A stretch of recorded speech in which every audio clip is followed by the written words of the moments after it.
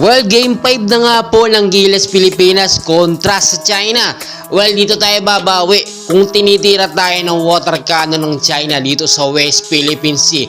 Dito titirahin natin ng 3-point shot, no? At talagang babawian natin. Di tayo papayag na mapapahiya tayo dito paglalabanan natin. West Philippine Sea. Joke lang, no? Paglalabanan natin dito, no, fried ng mga Pilipino dahil nga po sa sunod-sunod na pagkatalo natin, no? Dahil na rin sa maling strategy at coaching style ni Coach Reyes ay wala pa tayo napapanalo kahit isa.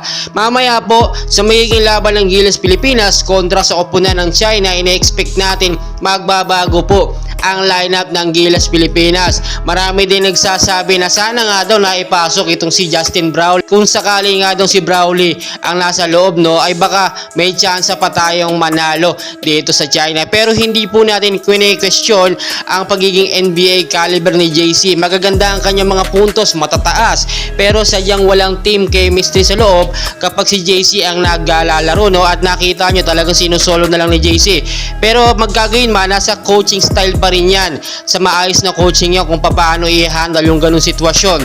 Alam naman natin, may mga player sa Gilas nakatandem talaga ni JC noon pa man yung mga huling FIBA. Pero ngayon, no, nakita po natin paano tayo babawi kung talagang nananalo ang China sa kanilang huling laban. Pero magkagayon man, bilog ang bola, manalo man or matalo tayo dito sa huling laban natin, karangalan na lang ng bansang Pilipinas ang ating itataas dito.